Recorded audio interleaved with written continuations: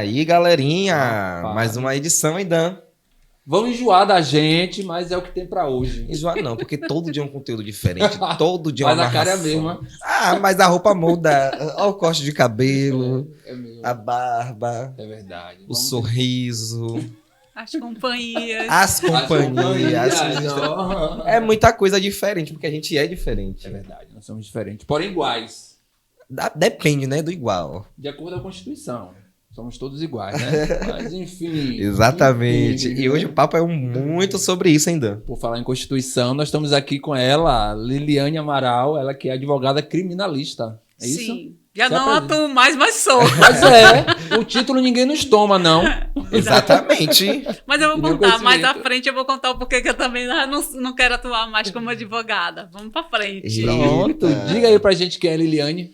Liliane Amaral é uma advogada criminalista, é uma mãe, uma esposa, uma entusiasta da igualdade no mundo, uma entusiasta do respeito, do diálogo, da inclusão sob todos os aspectos.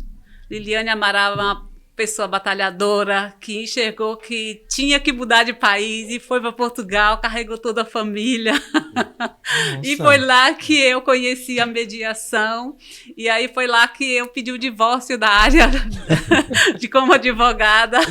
Continuo, sim, atuando no direito a nível de consultoria, mas hoje minha paixão é a mediação de conflitos, que acaso casa muito com esse podcast de vocês, que é a Diversidade Pode. Então, assim, é com Nossa. muito prazer que eu estou aqui falar de diversidade.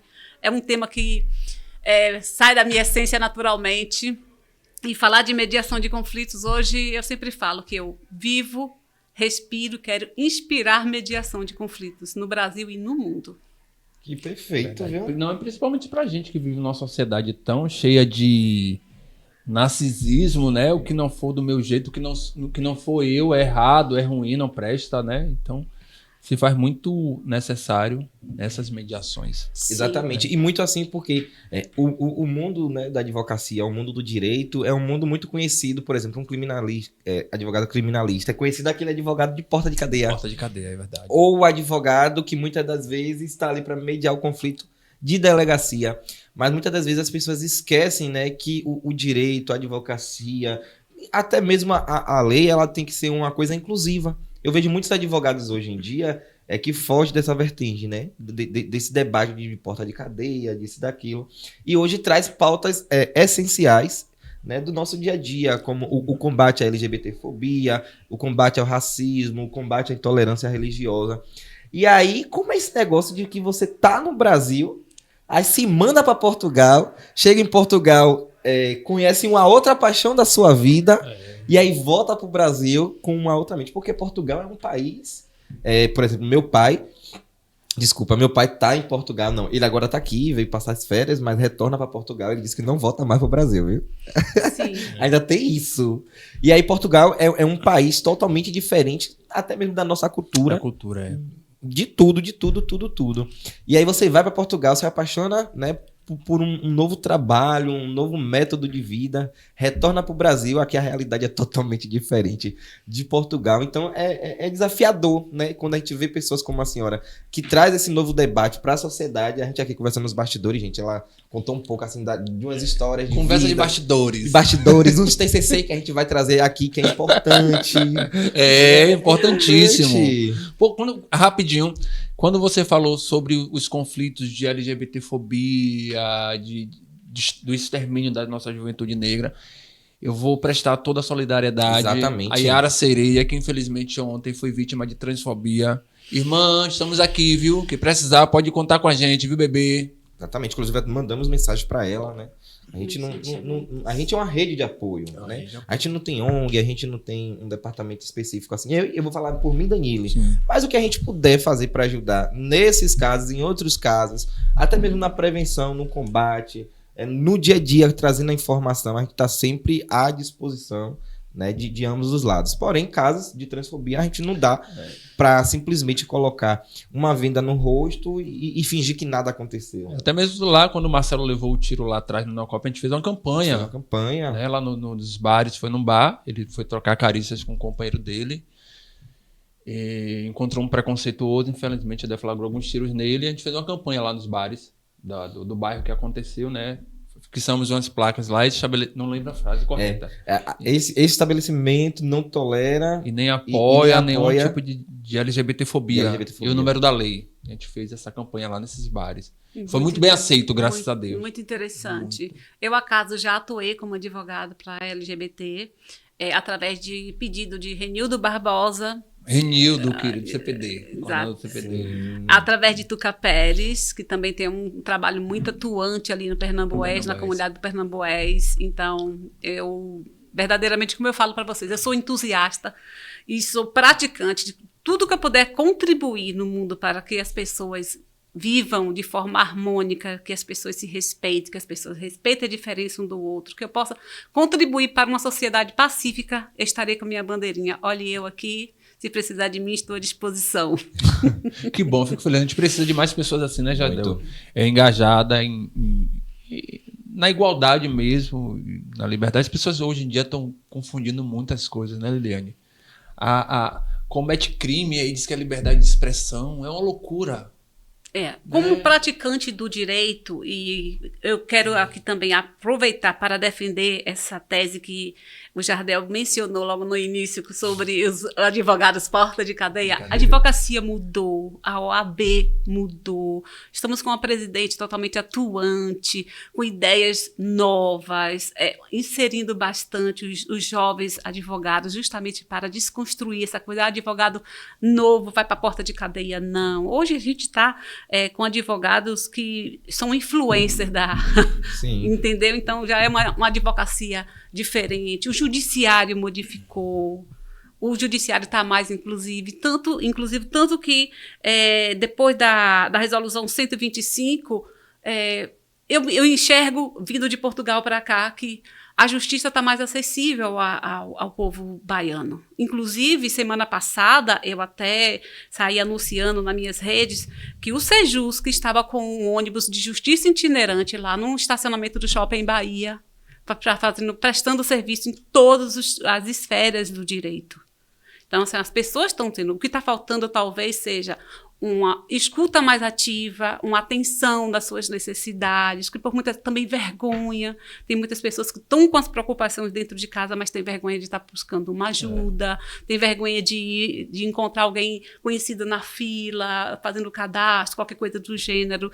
Mas assim, eu penso que o Tribunal de Justiça da Bahia, não estou defendendo... Não, mas eu gosto de reconhecer. E o que veio de fora, gente, quando a gente fica 5 anos em outro país, que a gente vê cenários, vê temas que alguns impactam a gente de maneira positiva, negativa, e também tem outros que a gente fica admirado. Salvador modificou em alguns aspectos positivos, outros negativos, mas a nível de, como eu sou praticante do direito, sou mediadora judicial, vim para aqui justamente concluir uma formação de mediadora judicial, muita coisa melhorou, gente. Vocês só precisam o quê? Estar entrando no site do Tribunal de Justiça, ver o que é que está tendo lá na semana, no mês, está tendo muita acessibilidade à justiça. Que bom. Quando você fala essa questão de acessibilidade, eu digo, pelo menos para nós LGBT, existe uma dificuldade muito grande. Eu, graças a Deus, nunca passei por isso, né? Mas vários irmãos e irmãs que já passaram por isso já relataram que é a dificuldade de chegar numa delegacia e o agente registrar um crime LGBTfóbico. Fora quando não sofrem LGBTfobia dentro, infelizmente. Não estou generalizando, que nada a gente pode nem deve generalizar, mas em alguns casos a gente tem dificuldade de registrar o boletim de ocorrência como crime de LGBTfobia. Mas se existe uma lei específica para isso, os agentes que estão ali presentes, eles têm por obrigação de estar fazendo isso. Se eles não fazem a contento ou deixam de fazer, vocês também têm o direito de procurar a corregedoria e acionar nessa questão. Entendi. E eu não sei se vocês têm uma assistência, se vocês têm uma ONG, como é que vocês fazem isso, mas tem que ter um amparo legal. Vocês são cidadãos, são pagadores de impostos, têm direito como qualquer pessoa. Então, se aconteceu isso com alguém próximo de ti, se aconteceu isso com você, procura a corregedoria e faz uma queixa, porque isso tem que ser revisto. Vocês são pessoas como qualquer um, como eu, como ele, todo mundo tem direitos iguais, está na Constituição. Somos todos iguais perante a lei. Não existe uma diferença de gênero, de raça, de credo. Então, não existe isso. Inclusive, eu quero alertar aqui que o Sejusc aqui de Camaçari, ele é muito atuante. Ele é coordenado por um amigo e parceiro, Dr. Tiago Papaterra. Eu já fiz mediações aqui, principalmente na área de família. Bora trazer esse buzu pra cá, viu? Sim, é importante porque vai somar com o que ele já faz, porque por muitas vezes as pessoas, mesmo estando dentro de Camaçari, não estão com disponibilidade de ir até o Sejusc. Se a gente puder levar esse ônibus a essa comunidade que está realmente necessitando, gente, como eu já falei, a gente faz um ofício ao Sejusc, a gente organiza as coisas, divulga, porque também não adianta a gente trazer um serviço que as pessoas não vão procurar. Aderir ao serviço. Exatamente. Então, a gente divulga e a gente traz, sim. Vamos trazer justiça para todo mundo que tem direito. Eu vou fazer uma fala polêmica, né? Um certo dia eu estava conversando com uma amiga minha e ela fez uma fala um pouco polêmica e eu vou esperar de Liliane ela explicar pra gente ou contestar, enfim. Lá, velho. Ela disse que todo mundo tem direito de matar uma pessoa. Porque todo mundo Deus. Ouça. Porque todo mundo é réu primário. Quem foi que te falou Uma colega isso? minha. Então, eu vou... eu posso fazer as minhas... As minhas considerações. Todo mundo tem que matar uma pessoa porque todo mundo é réu primário. Réu primário não vai preso. Deus, não façam isso. Foi. E réu primário não vai preso. Imagine. Verdadeiramente, eu sempre falo, eu já estudei outras constituições de outros países e a Constituição do Brasil é uma Constituição mãe, mas é aquela mãe que passa a mão quando o filho erra, que a mãe passa a mão pela cabeça. Ô filho, você errou, peraí que eu vou te dar outra oportunidade, sabe? Não chama o filho para para a consciência de que aquilo ali é um caminho errado, que aquele caminho não é o correto. Então, para mim, é a Constituição brasileira. Eu sempre falo, a Constituição do Brasil é uma mãe. E nós temos um Código Penal muito desatualizado. Muito falho. Muito falho. Nosso Então, Código Penal. daí, essa sua amiga tem essa consciência. Ela tem direito ali, eu, salvo engano, se eu não tiver ainda com as sequelas do Covid, o artigo 283 do CPC, que ali tem, assim, alguns pré-requisitos de quem nunca cometeu um crime, sim, se fazer a defesa, se pedir um relaxamento de prisão, se pedir um habeas corpus, entendeu? Através do quê? Ela tem residência fixa, ela tem um emprego, ela nunca respondeu nenhum processo. Então, assim, são alguns pré-requisitos que faz com que a pessoa que cometeu um delito, ele responda em liberdade, que haja esse favorecimento do relaxamento de prisão. Mas isso não dá direito da pessoa criar uma consciência de que todo mundo pode matar. Não, gente, não podemos. Que a gente vê muito... infelizmente, né, alguns crimes, né? Ah, não, bota um menor para ser um aviãozinho, porque menor não vai preso. A gente vê muito isso também, infelizmente. São as falhas do Código Penal, São as falhas. Verdadeiramente, nós temos muitas lacunas. Temos essa Constituição aí, como eu falei, mãe, mas aquela mãe que passa a mão pela cabeça do filho, que comete o ato errado. E vocês como comunicadores, eu como praticante do direito, nós temos que conscientizar a sociedade a ter uma sociedade mais pacífica, mais harmônica, onde se exista mais diálogo, onde as pessoas escutem mais. É a chamada escuta ativa. Por muitas vezes eu chego aqui, Jardel, sua camisa tá feia. E aí, eu falo assim, peraí, Lili tá me porque ela falou que minha camisa tá feia. Não, amigo, eu tô falando que a camisa... Existe forma de você estar falando assim, não, amigo, é a camisa que foi fabricada de maneira errada. Você não, fica lindo com qualquer cor. Então, assim, por muitas vezes é a comunicação. Nós temos que ter muito cuidado na comunicação. A gente pratica muito na mediação a comunicação não violenta. O que é a comunicação não violenta? É a gente validar sentimentos, é a gente fazer um pouco de análise de linguagem corporal. Se você se apresenta para mim com um ar tenso, eu tenho por obrigação de tentar te acalmar, e fazer uma leitura rápida do que o seu corpo está querendo me dizer.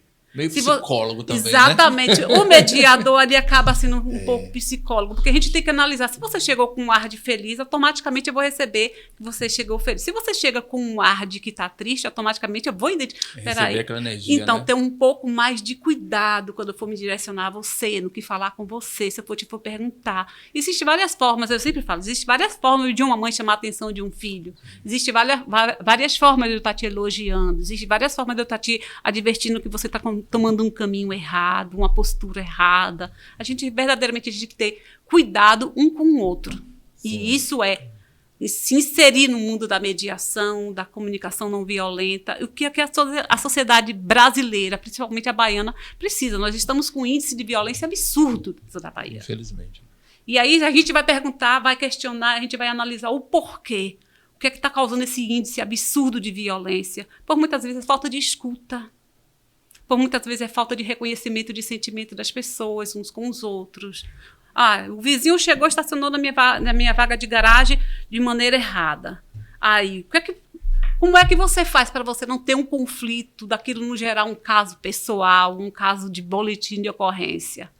Por muitas vezes, você se calar e ficar com aquilo te machucando, não. Encontrou o vizinho, bom dia, olha, quando você precisar estacionar na minha vaga, você pode estacionar sem problema nenhum. Mas basta você me comunicar, chegar na minha porta, olha, eu estou usando a sua garagem provisoriamente. Então, eu trago isso porque eu venho acompanhando bastante isso. Eu moro em um condomínio onde as pessoas não respeitam o vago um do outro. Chega assim, mas existe duas maneiras da gente estar lidando com isso. De uma maneira que eu posso partir para um conflito e da maneira que eu posso tratar isso de maneira não violenta e aproveitar aquilo e já até estar se inserindo ali com aquele vizinho, criando uma relação de vizinhança. Sim. Eu falo isso porque também eu atuei muito tempo no juizado criminal. Gente, o que chegava de casa de vizinhos brigando com vizinho. E eu dizia, não vale a pena. São os casos mais engraçados, né? Sim. Briga de vizinho. Briga de vizinho. Nossa, era por causa do som alto, era por causa do cachorro que latia muito, era por causa de que foi entregar um sofá e quebrou a telha do coisa dela. Vocês duas, sabe o que vocês deviam fazer? Comprar um chá, você leva o bolo, sentar em uma varanda, tomar um chá, conversar da vida. Vale a pena brigar por causa disso. Eu tô com um cachorro lá em cima, que agora ele uiva. Que eu acho que a vizinha tá criando um lobo já dentro de casa. Oi, vizinha. Olha, procura um núcleo de conciliação. Vamos mediar essa situação. Sério? De madrugada ele começa a uivar, quando ele começa a acabar, eu falei, meu Deus, daqui a pouco o cachorro vai cair aqui na minha casa, aquele cabo, o chão tanto. Mas você sabe que a lei também trata disso, né? Todo mundo tem o direito de criar os seus animais, sim. Mas também temos que advertir aos seus tutores que, se está um caso desse, cortar as unhas dos animais, ir lá como tutor e chamar a atenção do animal para não incomodar o vizinho. As pessoas também têm que ter consciência que ter um animal, ser tutor de um animal, não significa que aquilo é tua posse e você faz do jeito que você quer. Existem regras, existem pré-requisitos. Principalmente em apartamento, né? Em condomínios. E vocês sabem, salvo engano, essa questão do animal vem sendo tratada de muito tempo. Sim. Porque antigamente os condomínios se achavam no direito de proibir. Proibiu. Eu ainda vejo aqui no Brasil muitos anúncios dizendo proibido animais. Aquilo está errado. O certo seu animal é bem-vindo, desde que você obedeça essas regras de não incomodar os vizinhos, entendeu? Tudo tem uma maneira de se mediar. A justiça também trata das coisas. As pessoas que não se atentam. Eu tenho um gato. Se meu gato incomodar o vizinho, qualquer coisa, eu que tenho que tratar disso. Não preciso esperar um vizinho dizer, olha, teu gato está me incomodando. Eu, acaso, vivo com uma situação dessa. Eu tenho uma vizinha lá que tem uma cadela por nome Maia, que o mundo inteiro conhece Maia. Porque eu faço videochamadas, eu trabalho com imigração em Portugal, Canadá, visto para os Estados Unidos, então as pessoas ligam. Maia late o tempo todo. Eu brigo com a minha vizinha? Não brigo. Eu chamo ela... Yolanda, bom dia, minha amiga, tudo bem? Amiga, eu vou fazer uma videochamada hoje. Por favor, você segura, Maia. Você segura, Maia. Quando terminar, eu te aviso. Aí você solta a ferinha. Existem maneiras da gente conviver com as coisas. Não precisamos partir sempre para um boletim de ocorrência. Não precisamos sempre partir para um desafeto com o vizinho. Desafeto com o vizinho, gente, não vale a pena. É você dormir e acordar com desafeto. Quem quer isso para sua vida? Você gostaria, Jardel? Não. De dormir e acordar com desafeto? Não, você quer dormir com afeto. Afeto e bem. Eu acho que a gente nem consegue. E com dinheiro. A que tá faltando. E amor no coração, que tá faltando no coração das pessoas. Muito mais amor e mais paz no coração das pessoas, né? E olha que interessante também. Eu, por exemplo, a gente sempre traz, né? Essas referências. A xícara. O negócio aqui é de qualidade. Hoje eu tô na água. A gente sempre traz algumas referências. Por exemplo, o Danilo é formado. O ar-condicionado não deixou um pouco com a rinite. Mas também a temperatura esfriou, né? Né? Danilo é formado em marketing. Ele é marqueteiro. Aí você já tira, né? A peça. De onde é que vem? Uma trepeça. A peça. Eu tô aí me formando em licenciatura em História e iniciei história, viu? E iniciei administração. Muito porque eu ganhei uma bolsa 100% gratuita, eu não ia perder a oportunidade, certíssimo, né? corretíssimo. E aí comecei a fazer. E assim, eu me apaixonei pela história muito pela revolta da infância, né? Por questão de que um beijo, viu, professora? Não é dizendo nada da senhora, não. Mas é falando porque era aquele... coração, não, É aquele tipo de professora que entrava na sala, abre o livro em tal página, lê, e tipo assim, a gente nunca entrou na história profunda, né? Eu não sabia sobre os meus antepassados, eu não sabia sobre a verdadeira história do meu povo negro. Então, eu entendi que precisava ter alguém para contar a história que a história não conta. Né, para falar das das Marielles Malês, para falar da gente que não estamos nos livros, que não estamos nos retratos. E eu iniciei a história muito de uma forma da curiosidade. Né? Eu começo a fazer a universidade sem saber nada sobre a história, sabendo ali o básico, porque eu participava de um mandato que debatia a causa racial. Oi? O que foi contado pra gente, o que foi os contado. portugueses contaram pra gente. Exato. Eles contaram da maneira que eles quiseram. E aí, nesse sentido de conhecer o universo da história, né, é que a gente vai entender o que é a sociedade. É que a gente vai entender quem sou eu, né, a minha característica, de onde eu venho. E aí surge também novas pautas na ancestralidade, religiosidade. A língua até... acordou agora, aí tá com a língua embolada ainda. Acordei 6 horas. O povo não sabe o horário que a gente grava o nosso programa, tá vendo aí? Então, assim... É muito nesse sentido, sabe? Surgem novas pautas, como a senhora também falou, que hoje eu conheço muitos advogados que são jovens e eles trazem uma pauta totalmente diferente do que a OAB debatia há 10 anos atrás. Sabe? Totalmente. Hoje é um universo de informações que muitas das vezes foram negados pra gente. Sabe? Foram negados, foram tirados.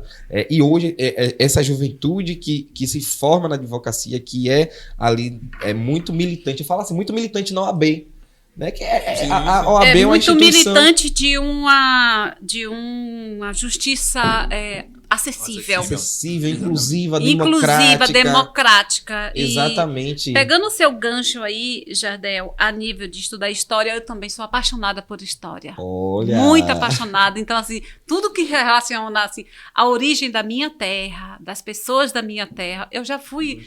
Eu vou atrás, entendeu? Porque, assim, eu sou muito apegada à ancestralidade. Então, eu sempre falo, quando eu boto alguma comida no meu prato, eu imagino de onde aquela comida veio, como esses ancestrais tratavam disso. Então, assim, eu tenho muito respeito pela nossa culinária. Eu dou muito valor. Tanto que, em Portugal, eu quase não como comida portuguesa, eu como comida brasileira.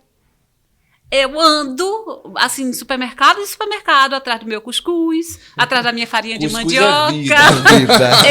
Entendeu? Então, assim, porque eu tenho respeito. Foi aquilo ali que sustentou gerações, foi aquilo ali que deu a força pra gente vencer. Então, eu tenho muito... Ninguém mexa na minha farinha.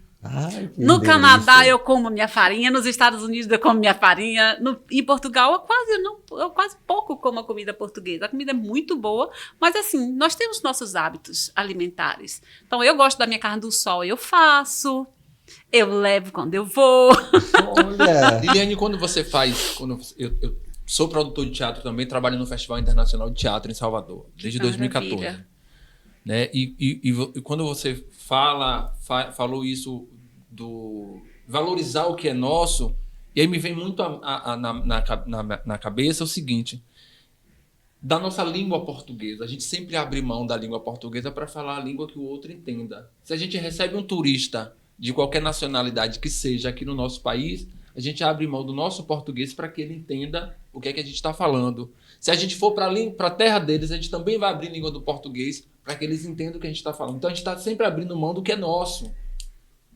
da nossa identidade, que é a nossa língua. Eu percebi o que você quis dizer, mas assim, quem vem de lá que fale a nossa língua? Mas eles não são assim. Aí o brasileiro quer falar Você chega na França... information para que o turista entenda, mas ele não vai falar o português. Se você São chega na poucos. França e se você não falar francês, eles nem te atendem. Exatamente. Eu encontrei 3 brasileirinhas a uma viagem que eu fiz, que elas estavam 3 dias sem comer. Porque eles não sabiam, estavam em Itália, não sabiam falar italiano e estavam passando fome, porque não sabiam pedir nada. Entendeu? Deus. Então, assim, eu penso assim, se a gente vai para um país, a gente tem que ter, no mínimo, um pouco de domínio daquele idioma, daquele país. Se eles estão vindo para o Brasil, eles que também procuram. Agora, tem aquela coisa da cortesia, da reciprocidade, do turista. Então, assim, também, eu acho que a nível empresarial, é visionário você aprender outros idiomas. Isso enriquece a pessoa ser bilíngue, ser poliglota. Então, eu penso que tem que, pelo menos um mínimo, mas eu entendi eu recebi o que você quis dizer. Da gente abrir mão do que é nosso mesmo. Mas aí eu acho que a gente não língua. está abrindo, Danilo. Eu acho que a gente está sendo verdadeiramente, a gente está sendo hospitaleiro. Quando a gente Mas faz eles são isso. hospitaleiros quando o brasileiro está na terra dele? Olha, assim, eu acaso Entendeu? nunca fui destratada em país algum que eu tenha passado, verdadeiramente. Não tô querendo ser arrogante e dizer que já passei por diversas. A gente precisa viajar, a gente vai, né? Mas, assim, eu nunca fui destratada em país algum, em imigração nenhuma. Eu sou advogada, eu trabalho lá em Portugal como advogada especializada em imigração. Eu que cuido de toda a parte das pessoas passarem na imigração, de como se regularizar em Portugal, tirar o título de residência, nacionalidade portuguesa, entendeu? Então, tudo isso eu trato para tirar o NIF, para tirar o NIS. O NIF é o CPF de lá. Você precisa tirar assim que você chega lá. Então, eu trato disso. Eu, graças a Deus, eu nunca fui destratada. Agora, existem compatriotas que, infelizmente, chegam nos outros países e pensam que estão no nosso país e fazem as coisas de uma forma que, às vezes, não fica muito bem. E aí, cria-se esse preconceito com o brasileiro. Mas Não, nem mas eu não todos. estou falando nem da maneira de se portar, da língua mesmo, de abrir mão de falar o seu português para querer falar o italiano, do italiano que chegou aqui no Brasil. De deixar de falar o seu português para tentar falar o francês do francês que chegou aqui no Brasil. Você fala aqui, estando aqui na Bahia. Exatamente. Aí eu também penso como você. Se eu estou aqui, meu baianês eu não tiro em lugar nenhum. Entendeu? Eu sou baiana. Mas a gente vê, principalmente dos prestadores de serviço, a gente vê os ambulantes, os ambulantes, né, como chamam lá, nas praias, que tentam falar inglês para vender a caipirinha, ou a água de coco, enfim. E sempre abrindo mão do nosso português. Sim. Isso eu já não concordo. O que me entristece verdadeiramente, puxando, é a cultura da gastronomia. Então, eu sempre tive muito isso dentro da minha casa. Eu sempre inseri muito na mesa para os meus filhos, para a gente permanecer com a cultura da nossa alimentação. Não hambúrguer que veio dos Estados Unidos, não essas comidas internacionalizadas. Uma buchada. Eu já vi que você é do time da buchada, do mocofato, da comida baiana. Eu tenho que falar. Você chega em Portugal, se você falar de comer outra comida, eles ficam tristes com você. Eles querem que você coma a comida deles. Eles comem a comida deles. Sim. Então, brasileiro que vai para Portugal tentando botar um restaurante brasileiro, achando que os portugueses vão lá, muito poucos que vão são os brasileiros. Nossa. Eles são fiéis à cultura deles. Essa semana eu vi um vídeo que muito me interessou. Na saída do aeroporto lá dos Estados Unidos, colocaram a bandeira dos Estados Unidos no chão e fizeram um teste para ver se alguém pisava na bandeira. Ninguém pisou. As pessoas davam volta, mas ninguém pisou na bandeira dos Estados Unidos. Eles são muito patriotas. Você chega em Portugal, os portugueses têm maior respeito com a bandeira deles, com a cultura deles. Nós precisamos valorizar e respeitar a nossa cultura, os nossos costumes. Eu vivo ponte Brasil-Portugal. Eu amo. Eu falo assim, meu coração é dividido. É metade de um, metade de outro. Por respeito muito a cultura portuguesa. Sou muito grata à forma que fui recebida, mas eu sou apaixonada pelo meu país. Claro. E respondendo aquela perguntinha que você fez no início da mulher que tem coragem de sair do Brasil para ir viver em Portugal, eu fui na intenção de um dia trazer alguns contributos para o meu país, entendeu? Sim. E vim com a mediação. Quando cheguei aqui com a mediação, eu fui procurar o tribunal para fazer a formação de mediadora judicial. E eu vi que apesar de estar muito bem amparada, está faltando divulgação. E foi quando Deus me deu esse compromisso. Eu vou bater de porta Importa, se preciso for, eu vou divulgar o que é mediação, quem pode ser mediador, como funciona a mediação, porque nós precisamos mudar essa cultura de guerra, de conflitos. Nós precisamos, como seres humanos, vocês, atuantes da comunicação, que isso aqui é uma forma muito forte de comunicação hoje, de estar conscientizando as pessoas de que não vale a pena ter conflitos. De que não vale a pena você ficar com suas preocupações sem serem tratadas, porque isso adoece. Adoece muito emocional. Aí você vai em um hospital psiquiátrico e está lá fila imensa de pessoas. Por quê? Fica mal com uma pessoa da família, não trata. Tem um conflito familiar, não trata. Tem um conflito no âmbito de trabalho, não chama o colega e conversa. Olha, a forma que você está me tratando não está legal, vamos trabalhar isso, vamos ver como é que a gente pode fazer para que um fique bem com o outro. Existem maneiras, gente, da gente estar pacificando a nossa sociedade. E aí vai virando aquela bola de neve, né? Chega uma hora quando você explode, já tá no... Eu sou desse tipo, muitas das vezes eu guardo. Não vale a Quando eu pena. explodo, Eu não guardo dinheiro, eu vou guardar. Não, agora eu não Nada, consigo meu mais irmão. guardar, não. Eu agora, meu irmão, você me disse aqui, eu vou dizer na lata também. Minha missa Claro, de corpo, sempre Eu de uma vou forma fazer uma mediação respeitosa. preventiva aqui. minha missa é de corpo presente. Olha, você é assim. Eu digo logo cada coisa. Mas eu tenho uma curiosidade sobre isso. Pode falar, Pergunte. Jardel. Pergunte. Eu gosto de saber assim da vida dos outros, viu? Sim. É Eu também normal. gosto. A gente gosta de saber da vida dos outros. Mas assim, na sua época, vou falar assim, na sua época, tá? Sim. Com todo respeito, pelo amor do Senhor Jesus Cristo. Na sua época de vida acadêmica, né? Hoje, por exemplo, a vida acadêmica é totalmente diferente. As universidades, eu tenho pra mim hoje que estão muito mais acessíveis, né? Tanto que existe hoje o ensino EAD, que é o ensino à distância, e que eu, por exemplo, tenho algumas contradições, tenho algumas críticas, mas também tenho alguns pontos positivos, porque deu acesso à educação a muitas pessoas que Sim. muitas das vezes Verdade. trabalham o dia todo, muitas das vezes, né, tinham um sonho de fazer universidade, de ter um não ensino tinha superior, tempo, mas né? não tinham tempo. Né? Ou escolheria trabalhar, sustentar sua família, ou iria para a universidade. Né? Hoje, infelizmente, a gente tem muito isso ainda. Né? Tem, vou falar assim no sentido bom, né, de que existem os incentivos do governo para que as pessoas estudem, mas muitas das vezes falta a informação das pessoas saberem como é que você busca, por exemplo, FIES da vida, um ProUni, né, como é que você adentra a universidade. Né? E a universidade hoje ela é totalmente diferente do que foi a sua formação acadêmica naquela época. Então, assim, para além do direito na sua vida, né, você já chegou na universidade sabendo o que queria. Eu, por exemplo, tinha uma série de dúvidas do que eu iria fazer da minha vida, até entender de que ser historiador é o que eu quero para minha vida, tá dentro da sala de aula ou não, né? Porque ser historiador é uma profissão que você pode... pesquisador. E isso pode, enfim, você tem uma vasta área aí para você Atuar, pesquisar e atuar. E para a senhora, na época, como era viver a universidade? E hoje você vê que a universidade é totalmente diferente da sua época.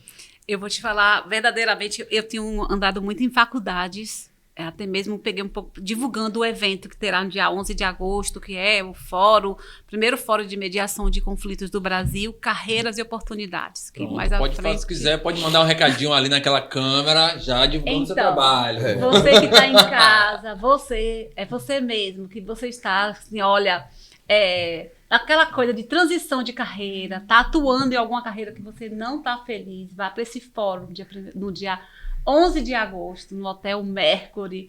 Estarão lá presentes, inclusive, o coordenador do Sejusca aqui de Camaçari, doutor Tiago Papaterra. Estarão outras personalidades também, a sumidade do assunto de mediação. Então, estará doutor Moacir Reis, que é o juiz coordenador do NUPEMEC, Tribunal de Justiça da Bahia. Estará presente também o doutor Adolfo Braga, que é assim, a sumidade em mediação extrajudicial. A mediação, gente, ela pode ser no âmbito judicial e extrajudicial. Então, é uma profissão. É uma carreira promissora, a advocacia está mudando, o judiciário está mudando, a mediação depois da lei, ela está tendo um amparo muito forte, muito grande, é uma carreira em ascensão. Vá para esse evento dia 11 para você tirar todas as suas dúvidas, esclarecer todas as suas dúvidas, e eu quero ver você mediador, atuando junto comigo. Pronto, recado dado, não perca não, viu? Você que tem seus conflitos aí... E até anotei aqui na agenda, viu? De vez em quando Obrigada, a gente faço quer falar mais do questão. que eu, a gente, né? Mas voltando à sua pergunta, Jardel, que muito me interessa, eu estou visitando as faculdades na divulgação do evento, convidando as pessoas, conscientizando as pessoas também de mediação, que eu aproveito e faço as duas coisas ao mesmo tempo. Então, é o seguinte, é minha visão. A educação sempre foi difícil para mim, que também vim de uma família humilde. Eu não vim de família rica, como a gente fala aqui no Brasil. Nasci em berço de ouro. Eu não nasci em berço de ouro, apesar de ter a cutis linda, ter a cara linda. Eu sempre falei, nasci bonita, mas nasci pobre. Então, vá trabalhar, estudar. Então, assim, eu também vim de uma dificuldade muito imensa. Eu nasci na zona rural, aí depois eu fui para o interior. E assim, com 16 anos eu concluí meu 2º grau. Aí eu fui ser professora nesse interior. Fiquei atuando como professora durante muitos anos. Minha mãe que recebeu o salário para mim. Porque eu não podia, porque eu era menor. Quer falar pra gente que interior é esse? Santa Inês, Bahia. Santa Inês. Então, minha mãe que ia à prefeitura recebeu meu salário, porque eu não podia. Então foi muito difícil para mim ingressar na faculdade. Meu sonho era fazer medicina na UFBA, mas aquela menina de interior que tem que trabalhar para se sustentar na cidade grande, eu não tive essa oportunidade. Aí depois eu comecei a fazer direito na Católica. Muito sacrifício, com muita dificuldade. Comecei a fazer direito na Católica e eu tive que trancar quando o meu primeiro filho nasceu. Quando eu voltei, o cenário da faculdade estava totalmente diferente e aí eu mudei de faculdade. Aí eu me formei na 2 de Julho, com a chancela da UFBA.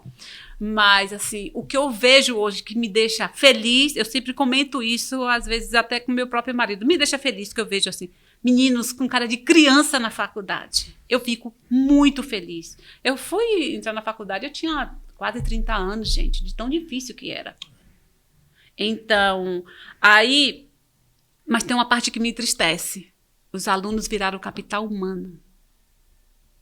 Entendeu? Apesar de ter ajuda do governo, apesar de ser... Então, assim, o que eu enxergo é, se o aluno não tem condições de pagar aquela mensalidade, ele não é interessante para essa faculdade. Sim.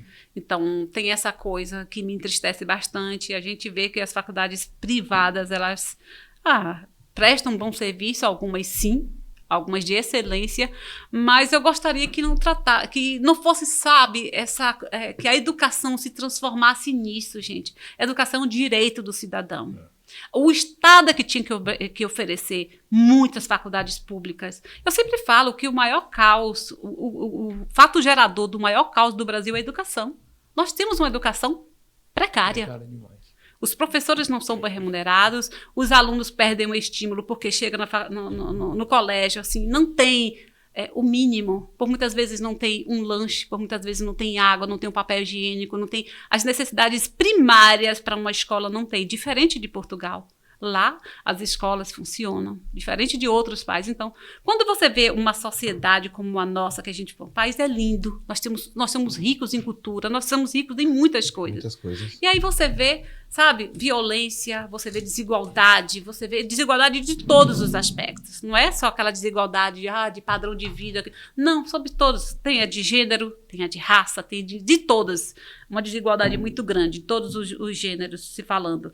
Então, tudo é causado porque nós temos uma educação com muito déficit. Se a gente tivesse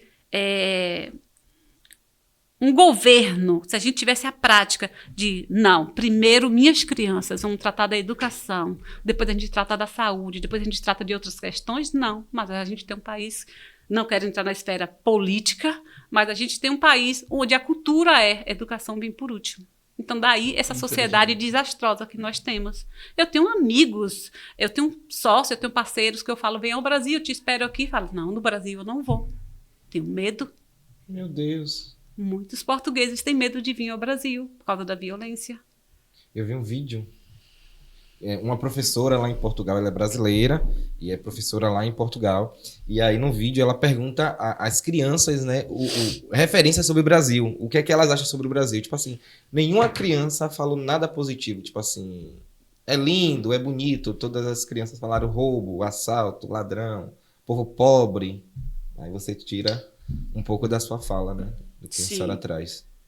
Porque também é muito, infelizmente, né, muito daquilo do turista que veio, que infelizmente foi assaltado nas ruas, né? E aí é a imagem que eles levam, quando eles voltam para os seus países de origem, é a imagem que eles levam, né? Sabe o que eu sempre falo? Eu tive no Uruguai em 2017, fui para um festival de teatro lá, e como não era de lá, eu tinha que estar sempre com o GPS do meu celular. Tipo, 3 horas da manhã eu andando na rua assim. Se muito eu vi, eu fiquei no centro de Montevidéu, se muito eu vi, foram 3 policiais. Eu fiquei uma semana lá, 3 policiais, eles com o celular na mão, assim. Não vi uma violência. E olha que o Uruguai é liberado, o consumo de maconha lá é liberado. Tem lojas com artigos só de maconha. Eu não vi uma pessoa na rua fumando maconha. Essa proibição, sabe, esse excesso de querer controle de tudo de uma sociedade, eu acho que causa essa sociedade, sabe, perturbada, conflituosa. As pessoas... Não foi liberado para a pessoa lá que gosta, que é simpatizante de usar lá Cannabis? o cannabis. Então, bota lugares para essa pessoa comercializar, consumir, chegar lá, consumir. Melhor do que ser um menino ficar com a ficha suja por causa que está usando ali. E os policiais, os agentes entendem que ele pode não estar só usando, está comercializando. Tem muitos erros nessa questão. A lei está aí, mas eu penso que isso não está, na prática, não está sendo bem observado. Porque também é muito complicado. É um assunto verdadeiramente muito delicado. Muito delicado. Então, eu penso que essa proibição, essa coisa... Não estou aqui defendendo para liberar, não. Eu estou dizendo que eu acho que as coisas poderiam ser melhor trabalhadas, entendeu? Até como na Suécia. Esse é o ponto de vista. Como na Suécia. Você entra lá, tem lá os lugares que as pessoas que gostam vão lá, fumam as coisas deles e sai. Quem não gosta não fuma. Então não existe aquele tráfico, aquela vendinha de coisas, sabe? Essas coisas é muito complicado. Muito. Esse assunto eu já saí dessa área, não quero mais nem tocar no assunto. É muito complicado porque você vê famílias destruídas. Se você perguntar assim, você gostava de atuar na área crime? Eu vou dizer a você porque que eu gostava. Não era só remuneração. Porque a cena mais triste que você vê é você ver uma mãe na porta de um presídio esperando receber seu filho.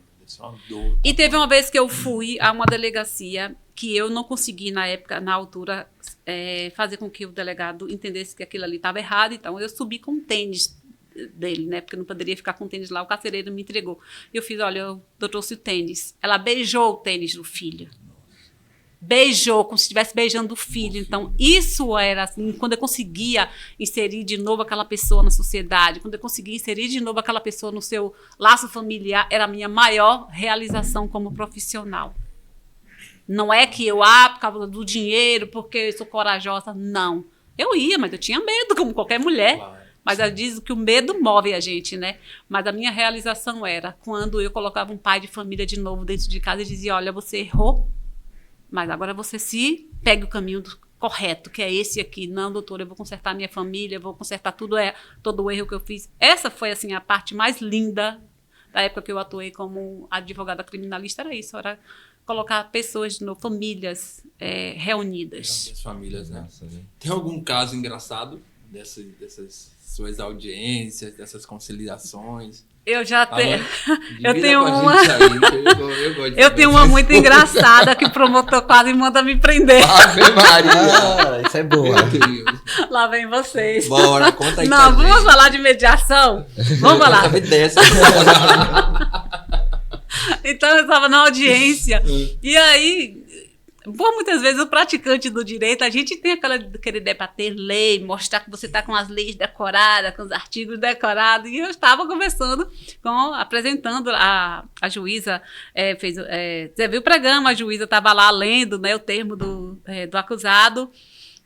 E aí o promotor se manifestou, aí era a minha vez de me manifestar. E eu peguei e falei para assim, eu acho que o doutor está precisando de dar um pouco mais de código do processo penal. Eita! Quase que eu saio presa. Meu Deus! O ego subiu, a arrogância subiu. Assim, eu reconheço que aquilo não é uma coisa boa de se lembrar.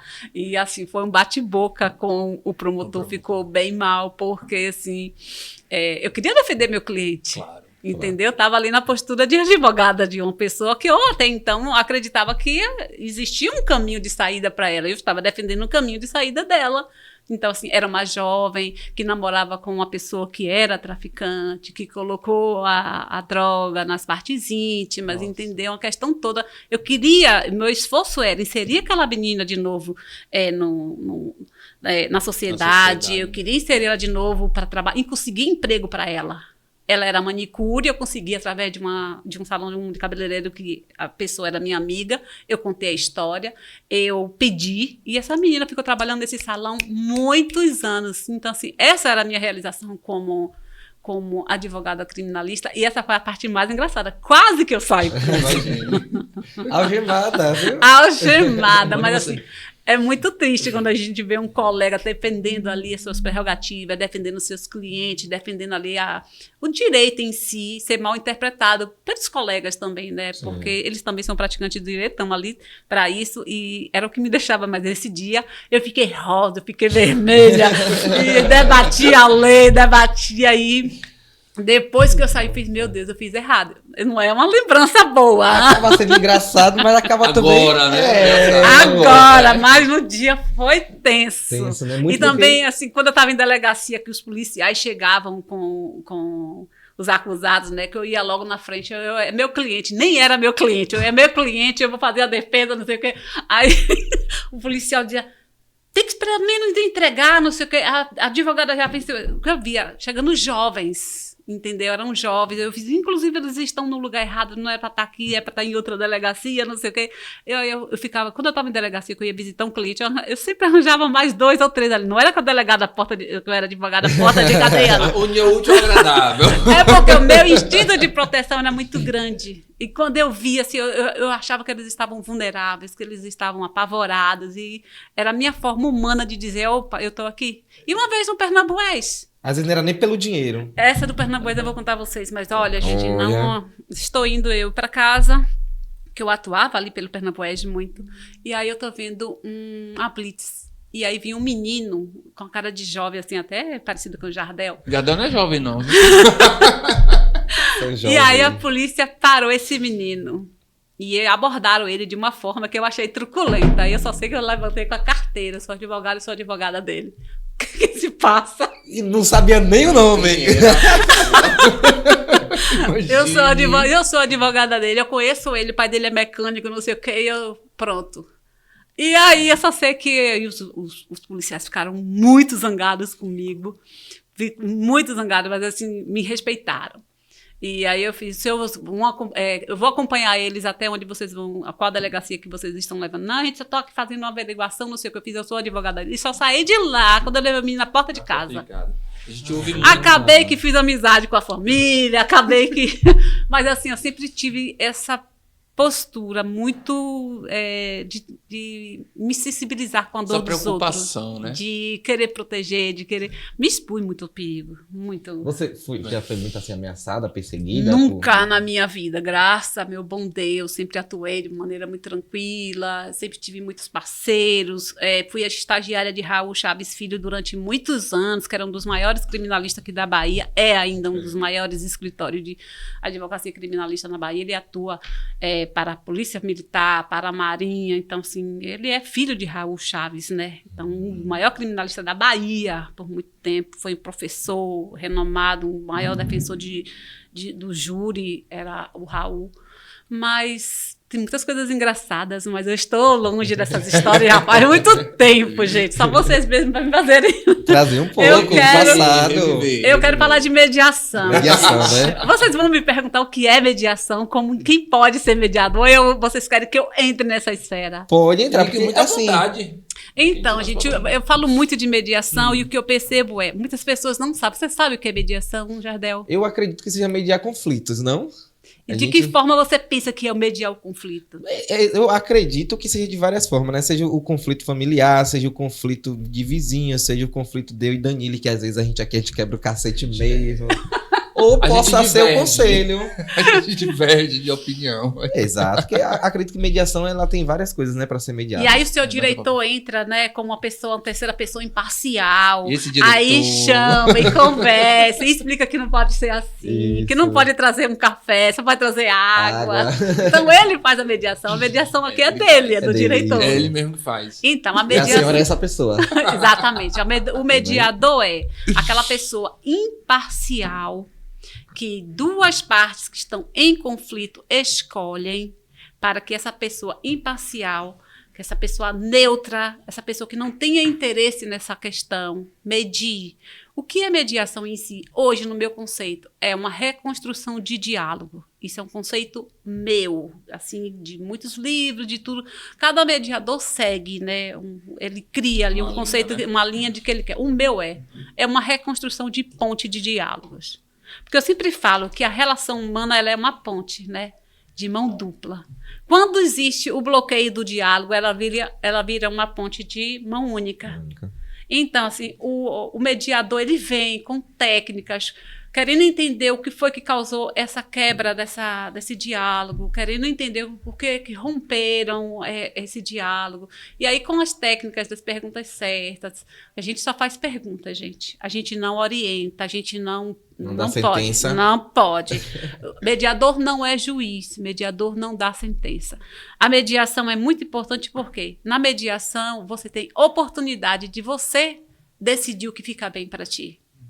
As duas partes, um vai chegar e vai falar assim, olha, isso aqui fica bem para mim, o outro não fica bem. Se ajustam e aí formam um acordo. Esse acordo ele é homologado pelo juiz ou pode ser registrado em cartório. Ele tem validade, tem valor de sentença, mas não é uma aplicação de sentença de um juiz que está em casa, que pegou o processo ali, Jardel que briga com Danilo por causa disso, então perante a lei, o artigo tal, aí eu vou aplicar esse artigo para ele, aí ele vai lá e faz aquele resumo de sentença. É totalmente diferente na mediação. Eu sempre falo que a mediação é uma oportunidade de você reconstruir relacionamentos. Eu vivi muito isso, que manhã foi conselheira tutelar há muito tempo aqui em Camaçari. Sim. Então, basicamente, o papel do conselheiro tutelar é fazer essa mediação entre as partes, né? Quando envolve a criança e o adolescente, na violação de direitos das crianças e adolescentes, né? Exatamente. Isso, e na mediação sobre todas as esferas. No agronegócio, em condomínio, familiar, bate recorde. Divórcios, partilhas, guarda, entendeu? Então, assim, muito mesmo. Né? E a senhora hoje atua na...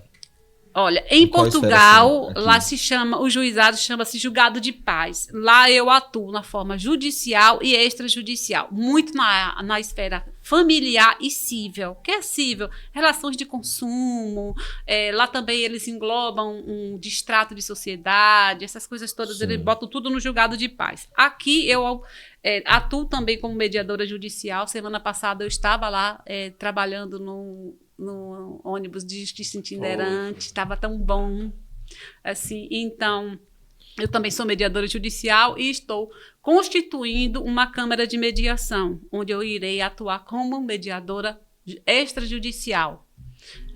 Qual a diferença entre mediador extrajudicial e judicial? O extrajudicial, o judicial, você tem que ser um mediador certificado pelo CNJ. Então, você tem que ser formado em qualquer licenciatura, sim, mas que você esteja formado há 2 anos. Geralmente, os advogados, muitos fazem a formação de mediador judicial também, eles podem atuar como os dois, e ele tem que ter... Para você ser mediador judicial, você tem que estar certificado pelo CNJ. E o mediador extrajudicial, como o artigo, a lei diz que qualquer pessoa pode ser... Verdadeiramente pode, mas o certo, o correto é você fazer um curso, ter ali um certificado, tá amparado dentro de uma câmara, entendeu? Dentro de qualquer... Porque a câmara vai estar ligada ao CONIMA. O CONIMA é comissão... Peraí, que agora me deu um branco. Pode ler, meu colega. Pode à vontade.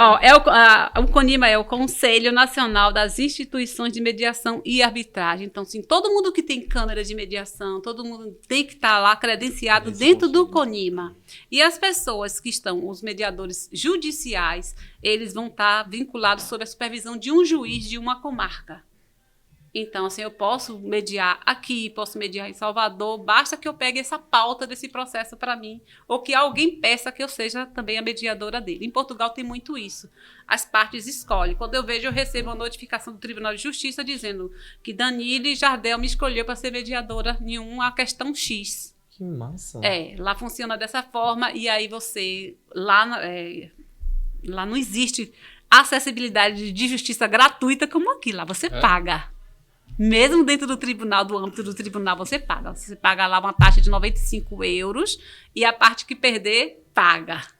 Você que deu entrada, você paga. E aí, se aquela coisa, teve um acordo, mas aí, para não ficar só dispendioso para você, para ter equidade, aí divide. Geralmente divide. Mas divide ali as despesas. A atuação de mediação de conflitos em Brasil e Portugal é um pouco diferente. Muito diferente, assim, a nível de que lá o Tribunal de Justiça paga para a gente. Exatamente, a gente paga. E aqui também tem, o Tribunal de Justiça daqui também paga, mas você tem que estar vinculado a ter contratado. Lá não, basta que eu tenha meu nome na lista de mediador. O próprio tribunal, as pessoas escolhem, o próprio tribunal me indica. E já aconteceu de duas pessoas escolher você para mediar o conflito? Sim, muito, graças a Deus. Porque, assim, eles percebem o meu jeito de mediar, esse jeito meio brasileiro, mais acolhedor. Maternal, porque, né? Exatamente porque a mediação é acolhimento, é validação de sentimento, tudo isso está dentro da mediação de conflitos. Tudo e mãe isso. também, né? Mãe já tem essa expertise maior. Então, assim, principalmente na área de família, a gente tem que ter muita sensibilidade, a gente tem que ter realmente muita uma escuta ativa, porque muitas vezes o marido chega, não, porque a comida quando eu chego em casa não está pronta.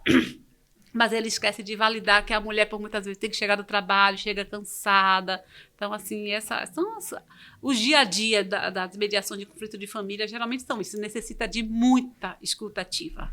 Muita. Assim como no vizinho também. Então, muitas vezes, o vizinho só quer chamar a atenção um do outro, sabia? Para ter oportunidade de estar se relacionando. De ser ouvido. De ser ouvido, de ser validado como vizinho. E condomínio fechado, eu acho que são os piores, assim, no sentido dos conflitos. Porque... beleza que o condomínio fechado ele tem as regras, tem todo um aparato ali, né, do condomínio, mas muitas das vezes são mais que tem conflito. O grupo do condomínio mesmo, Ave Maria, o pau come todo dia, toda hora. Sim. É que fulano é isso, que fulano é aquilo, aqui são o cachorro relações fez humanas. isso. Relação As muito relações difícil. humanas sempre existirão conflitos, sempre existirão. Não existe como você ter uma relação entre pessoas, porque as pessoas pensam diferente, as pessoas têm educação diferente, as pessoas têm valores diferentes. Então, o que cabe aí é a gente encontrar um meio termo, né, de convivência saudável. É muito importante isso. E aí a senhora faz a mediação desse conflito. Sim, faço sim. Aí, tá vendo? Agora, aqui no Brasil, por exemplo, eu mesmo não sabia. Né? Por exemplo, eu saí de casa muito cedo, fui expulso de casa muito cedo. E muito no conflito, né, porque meu pai sempre vinha dizendo que eu era gay, que eu só brincava com menina, enfim, aquela vivência da gente LGBT que é expulso de casa cedo. E eu não tive um aparato, sabe, judicial, emocional, nada disso. Eu tive que aprender na tora e aprendo até o dia de hoje, que é um trauma na minha vida, né, falar sobre esse assunto.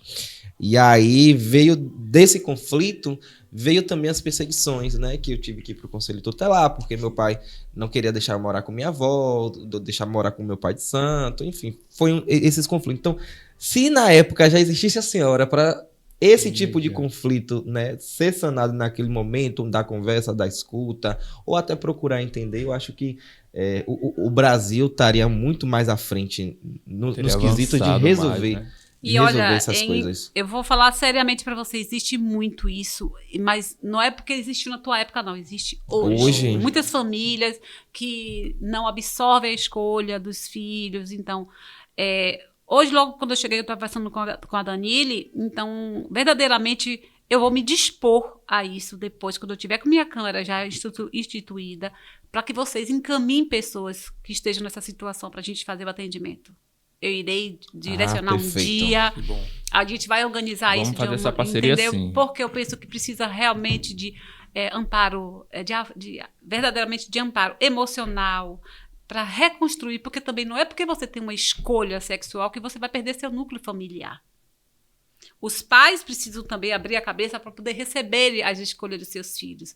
Não existe, a gente tem os filhos, mas a gente não pode estar fazendo dos filhos tudo que a gente quer. A gente tem que respeitar as escolhas deles. Seu pai tem que respeitar que você escolheu cursar história. Seu pai tem que aprender a respeitar e conviver com a sua escolha sexual.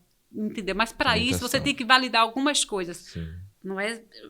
Vou chegar lá. Você tem que validar o quê? A cultura que ele veio na época, a educação que ele teve, para você também não ficar nutrindo o sentimento de que seus pais foram cruéis com você. Porque se você ficar nutrindo o sentimento de que seus pais foram cruéis com você, simplesmente por ser cruéis, você não vai reconstruir essa relação pai e filho, mãe e filho. Então, você tem que parar para analisar de que eles vieram de uma cultura muito preconceituosa. Você tem que parar para analisar de que eles não tiveram acesso à informação como você tem hoje. E a educação. A educação. Então, existem vários fatores que a gente também tem que analisar do lado de lá.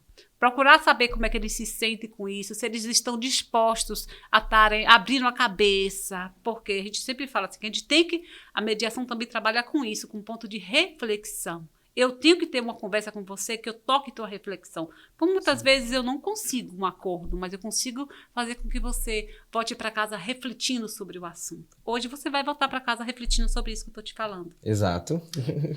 Você vai refletir de que você tem que validar a história de vida dos seus pais, como eles também, sabe, foram educados. Tudo isso tem que ser validado. Daí a gente vai construindo de novo um diálogo. E daí a gente reconstrói um relacionamento. Sim. Isso é a mediação. Inclusive, esse foi um pouco do seu TCC, né? Que você se formou. A gente aqui conversando nos bastidores, a gente falou um pouco sobre isso. Sim. Né, de que a defesa do seu TCC foi falando sobre a comunidade LGBTQ. Sobre casamento homoafetivo no Brasil. E Nossa. assim, ele me falou assim, Lília, eu já casei. Eu fiz, então você sofreu das benesses das minhas pesquisas, e, sabe? Obrigado, menino. Inclusive, eu sempre falo, eu sou um entusiasta, eu sempre falo da igualdade, da validação de sentimentos. Para mim não me importa as tuas escolhas, para mim me importa o teu caráter. As pessoas precisam aprender de desconstruir essa ideia de que você tem que ser exatamente o que ela quer que você seja para você. Não é assim. Eu gosto do Danilo do jeito que ele é, entendeu? Para mim o importante dele é o caráter. Então, o casamento, eu primeiro defendi a adoção homoafetiva. Eu comprei, assim, eu tive muita troca de e-mail com a Ada Pellegrini, eu fui atrás. Minha mesa era 10 livros e eu tinha que dar conta de ler tudo aquilo ali, porque, assim, eu entendo de que o mundo precisa de amor. E amor não vem com prescrição, tem que ser um homem e uma mulher. Pode existir amor entre 2 homens, pode existir amor entre 2 mulheres, é amor. E se você vive em uma sociedade que você não valida um sentimento tão nobre, o que é que você pode esperar de uma sociedade dessa? Nada. É muito reflexivo, é muito profundo, não é? Então, aí você pensa, uma criança tá sofrendo abandono, maus tratos na rua, aí vem um casal que está de homossexuais que estão dispostos a tratar dessa criança com amor, a dar um lar a essa criança, a ensinar a oferecer e ensinar essa criança o que é amor. E antigamente isso era tolhido. Eu não sei se vocês acompanharam isso. Hoje é claro que já se foi tratado isso, mas isso me incomodava. E eu saía por aí defendendo mesmo. Casamento homoafetivo, por muitas vezes eu ia atrás de cartório, eu ia atrás de juiz, eu ia atrás de tudo, porque eu achava que aquilo estava errado. Aí quando eu fui fazer meu TCC, eu quero esta briga. Eu quero comprar essa briga. E aí eu fiz o TCC, me formei em 2011. Quando foi em 2013, já foi promulgada a lei que dava autorização para os homossexuais. Primeiro foi a união estável, que foi liberada. Sim. Aí depois veio... Não. Foi a união estável, aí depois veio a adoção, depois veio o casamento. Eu acompanhei porque isso me tocava muito. Porque eu penso assim, meu Deus, tantas crianças na rua, tantas crianças nessas casas de lares temporários. Por mais que as pessoas tratem eles bem, ali não é um lar. Eu todo dia dizia, se eu fosse uma criança, eu fosse adotada por um casal, eu ia ser a pessoa mais feliz da vida, porque eu sei que eu ia ser coberta de amor. Sabe o que eu acho mais engraçado? Que são esses que abandonam seus filhos, que são esses que pagam pensão porque a mãe vai para a justiça, que vem com um discurso de família, né?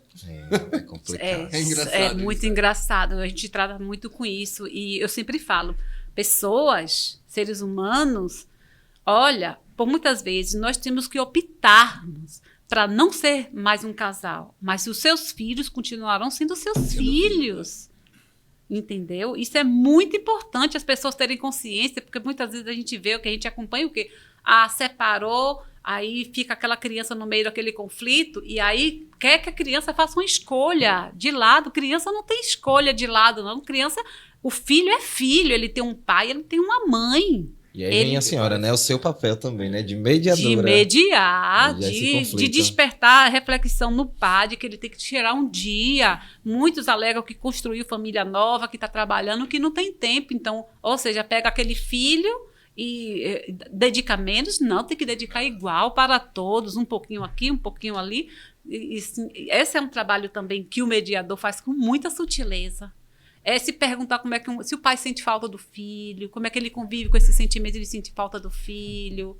Por muitas vezes também, do outro lado, também não está existindo uma compreensão de que os filhos precisam também ficar do lado do pai. Gente, filho é filho. E aí sempre vem aquele lance de tanto o pai quanto a mãe querer colocar o filho na balança, né?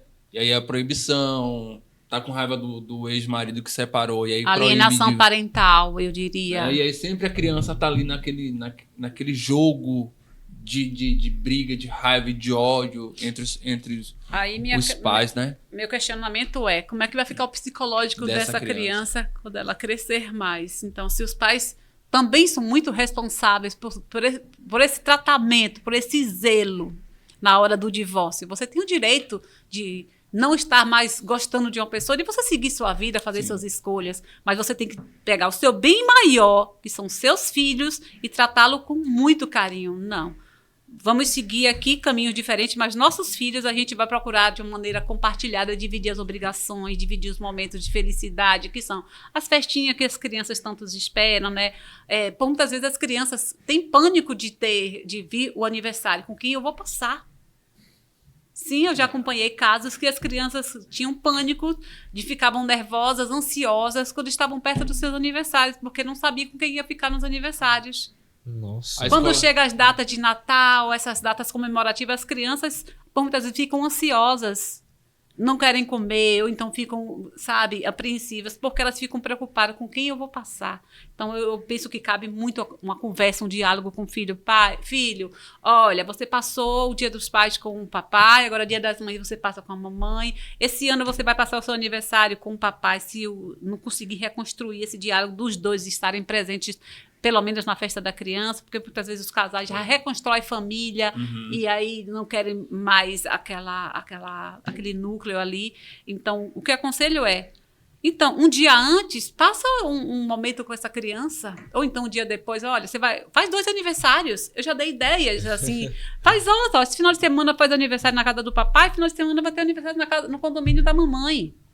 Porque a criança precisa se sentir amada nos dois núcleos. Nos 2 núcleos. E essa parte é realmente muito delicada mesmo.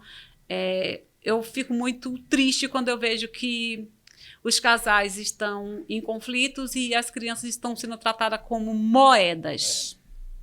Eu só vou deixar você ter acesso ao meu filho se você pagar a pensão. A pensão é uma obrigação cível do marido. Se ele não pagou a pensão, executa o acordo, executa a sentença, entendeu? Mas passar isso para a criança, eu já penso que já seja um ato errado, sabe? Um ato muito míope, porque não está validando ali o sofrimento que causa uma criança. A criança precisa de convivência com o pai e com a mãe, com os avós maternos, com os avós paternos, com os tios paternos, com os tios maternos, com os primos. Às vezes eu sempre falo, as pessoas esquecem de quanto é importante os priminhos na vida das crianças. Muito, viu? Eu sempre falo que é a primeira tribo que você tem na sua vida, qual é? Os primos. Os primos. É verdade. Com quem você apronta primeiro? Com os primos. Primos. Muito importante, eu sempre falo. E você falando isso, Liliane, minha irmã morou no Maranhão e ela dizia que na escola, falando da escola de Ayla, que não tinha Dia dos Pais. A escola não comemorava o Dia dos Pais, porque tinha muita criança que os pais eram separados. Eles faziam o Dia da Família. Ao invés de usar a nomenclatura, hoje é o Dia dos Pais. E aí os pais vão para a escola receber, fazer uma homenagem, alguma coisa. Eu compro a Então, ideia. É uma ideia inteligente também. E eles faziam o Dia da Família, Não não o Dia precisa dos ir Pais. muito longe, não. Tem uma escola particular aqui em Arimbepe que é assim, não tem Dia dos Pais e também não tem o Dia das Mães.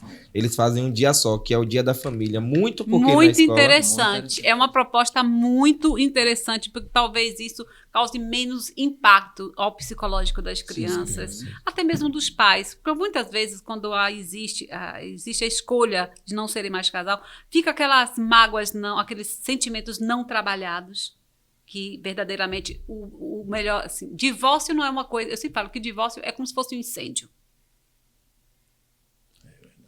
O divórcio corresponde a um incêndio. Eu sempre falo. Quem passou por um divórcio é a pessoa que saiu de uma situação de um incêndio. Porque é muita reconstrução, você perde muita coisa, até fotos.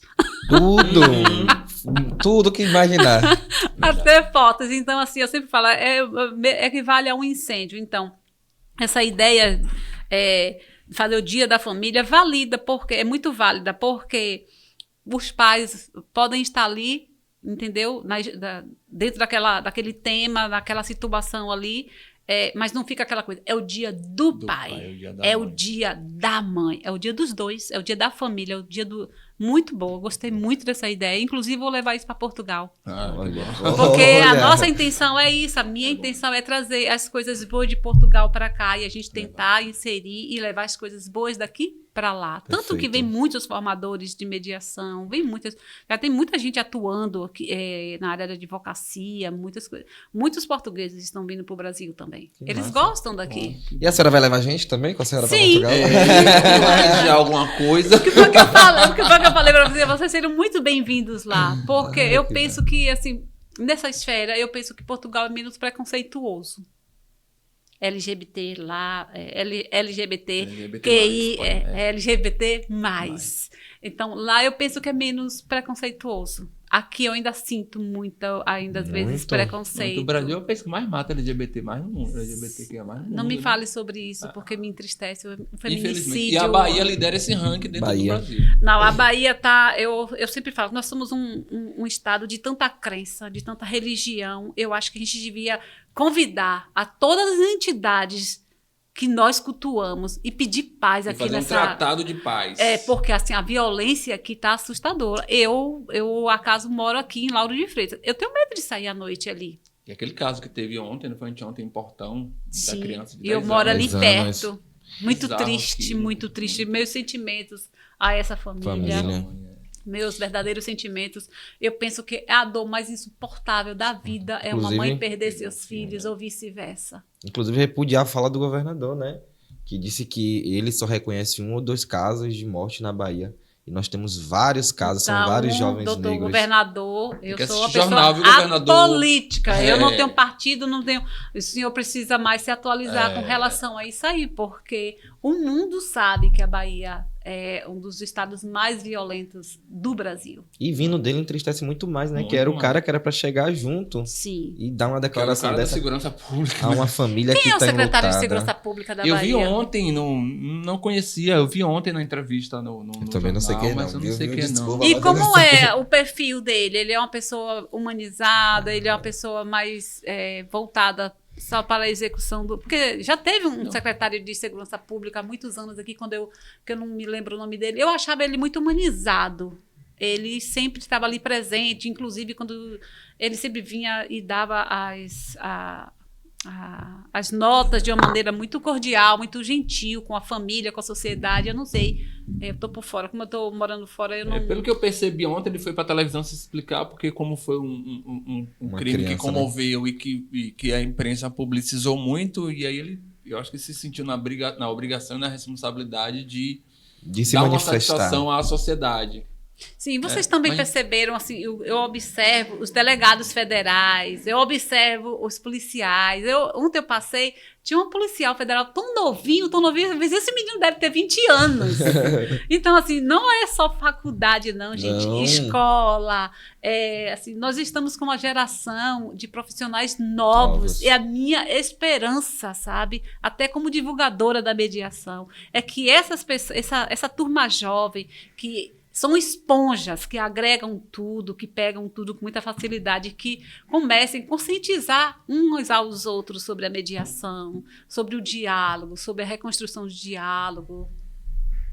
Como é que tá esse tempo aí? Aí já Quando tá a gente uma começa hora a e meia. falar, quando a gente começa, o papo tá gostoso, o tempo termina, tem quanto tempo aí? Tinha muito mais Programa? coisas pra perguntar também. Mas a gente vai ter que fazer então o segundo momento. Nosso Liliane segundo 2. programa. Tem mais Vai coisas que ser- eu quero saber sobre a Vai mediação. ser uma trilogia que a gente vai fazer aqui com Liliane. Pronto. Podemos. E também já fiquei sabendo que ela cozinha, viu? Ela É? é da turma da cozinha, assim, no sentido baiano. Ela faz buchada, faz mocofá. Olha, eu vou te falar, eu vou fazer, eu fiz inscrição no TikTok. Aí eu vou começar a fazer vídeos, eu vou pegar comida e vou falar assim, olha, não tem uma mulher que ela fala assim, ó, eu tenho aqui, ela bota maquiagem e fala assim, e vamos experimentar. Eu vou pegar assim, eu vou fazer um prato de feijoada, temos aqui uma feijoada brasileira e vamos experimentar. Ah, boa. Me chama pra experimentar, que eu tô na onda, Eu amo culinária, eu amo gastronomia e eu sou apaixonada pela a gastronomia baiana. Eu pesquiso, doutor historiador, eu pesquiso as comidas nossas. Então eu fui atrás de como é que produz um dendê e eu quero produzir dendê um dia. Muito. Já vamos levar ela lá. em Solange Borges. Isso. Pra você Entendeu? Eu conhecer. quero ver, entendeu? Eu sou muito apaixonada pela nossa culinária, mas aquela como a gente chama? É culinária ancestralidade. Da ancestralidade? Exatamente. E também é a que chama, o pessoal usa muito nativa. Sim, Tem a também culinária. Solange tem um projeto chamado Culinária de Terreiro. De terreiro. Inclusive, a gente vai trazer Essa que eu quero, pra comer dentro daquela aquele prato assim de cerâmica, o feijão Isso. de corda. É assim Chama de mesmo que é Nagé. feito com Nagé, Sim, o Aguidá também. exato. Aguidá, Nagé, Aguidá. Eu quero. Gente, tem isso Vamos, aqui em tem, Camaçari? sim. Tem sim. Muito. Aqui tem comunidades, tem uma comunidade específica, né? Que tem o. Gente, a gente precisa levar isso para um programa de televisão. A gente tem que incentivar essa geração a valorizar nossa Nossa Até cultura saiu gastronômica. em alguma, na Globo, por exemplo, a comunidade quilombola aqui do nosso município, né? Que é a comunidade de Cordoaria.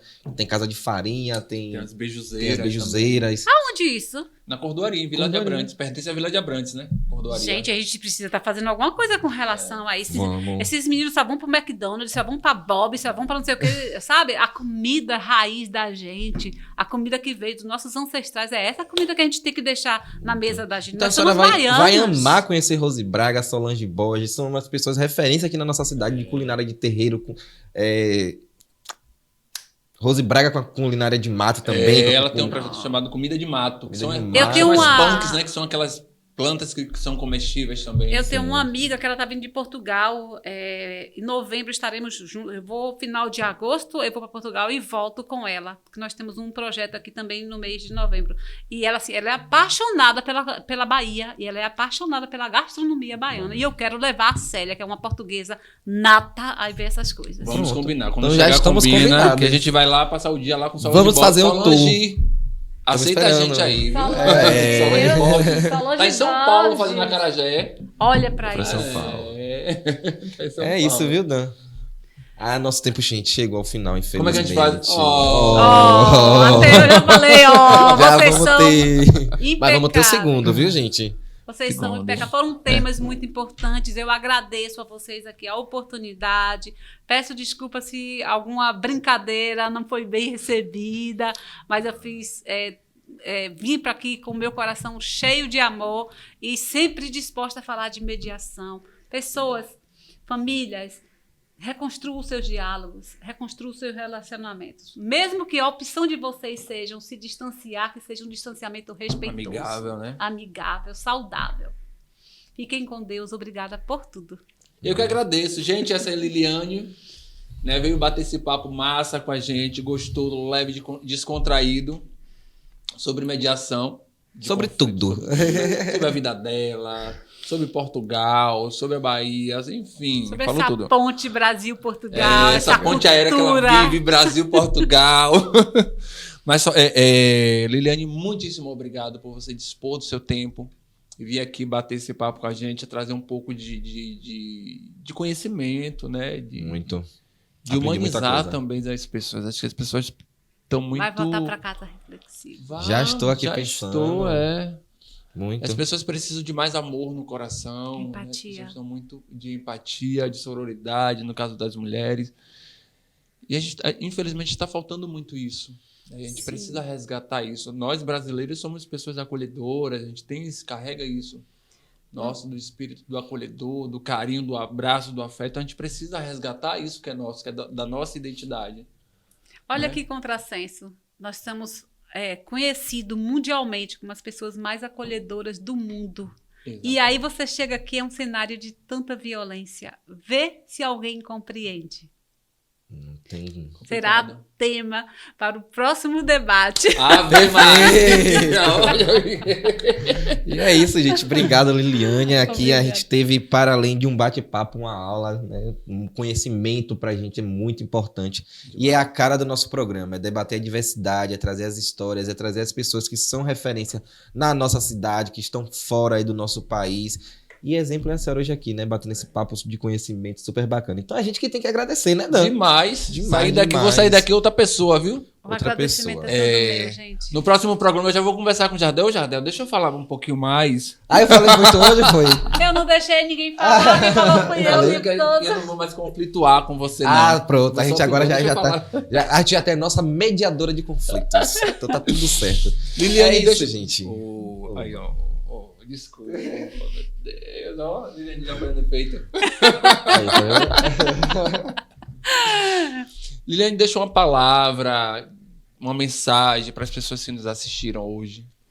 A minha mensagem é sempre a mesma que eu sempre falo, que eu vivo, respiro e quero inspirar mediação. E a mediação é validação de sentimentos, a mediação é reconstrução de relacionamento, reconstrução de diálogo, e as pessoas precisam mesmo verdadeiramente parar para se reconstruir, se recomporem, para a gente ter uma sociedade assim, mais saudável e mais harmoniosa. Então é isso. Se não se inscreveu no nosso canal, se inscreve, ativa o sininho para receber notificações de novos programas. E é isso aí.